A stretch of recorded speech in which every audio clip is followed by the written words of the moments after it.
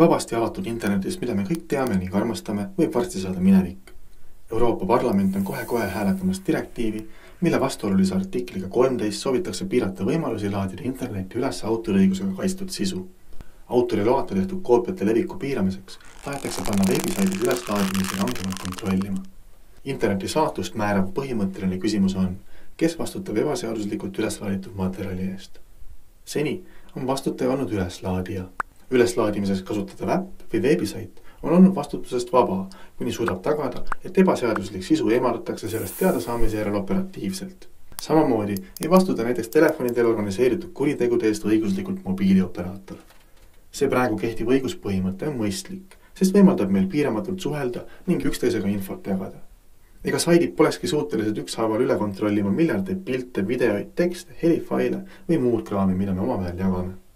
Kuid just seda põhimõtet kavatseb hääletusele tulev direktiiv muuta. Selle seadusloome algataja, meile kõigile hästi tuntud Andrus Ansip, soovib, et üleslaadijaga samal määral vastutaks üleslaaditud sisu eest ka veebisait. Aga mis sellest siis nii väga halba on? Ainus võimalus tegevust pärast direktiivi vastuvõtmist seadust rikkumata jätkata on iga viimase kui kasutaja iga postituse enne avaldamist läbi vaadata, võrrelda seda kõigi autoriõigusega kaitstud teoste andmebaasiga ning veenduda, et postituses ei kasutata materjali ilma autori loata, sest vastasel juhul ähvardavad saiti trahvid. Ent uus seadus ei nõua ainult midagi tehniliselt teostamatut. See ohustab ka meie põhiseaduslikku õigust end vabalt väljendada, ilma et peaksime küsima eelnevalt luba tsensorilt. Ja veelgi enam, kuidas peaks üldse olema võimalik automaatselt tuvastada, kas üleslaaditud sisu on kommentaar, paroodia või remix, kas see rikub autoriõigust või ei riku. Need vaidlused on tegelikkuses nii keerulised, et isegi juristid pole võimelised neid pikkade kohtuprotsesside käigus ühemõtteliselt lahendama, kuid miskipärast arvab direktiivi koostaja, et igapäevase otsustamise miljonite üleslaadimiste sisu üle võib usaldada arvutile. Kuna tuvastusvigadest tulenevate trahvide vältimiseks seadistavad veebisaidid filtri võimalikult rangeks, siis kaob nendesse ka hulk legaalset sisu, mis ei jõua kunagi avalikkuse ette. Kuid tehniline teostamatus ja tsensuuri kehtestamine ei ole kahjuks direktiivi ainsad probleemid. Kuigi direktiiv on veel vastu võtmata, on Euroopa Komisjonil juba valmis järgmine. See näeb lisaks autoriõiguse filtritele ette niinimetatud äärmusliku sisu tõkestamise, mille kohaselt hakkaks igasu postitust läbi katsuma ka julgeolekuorganid.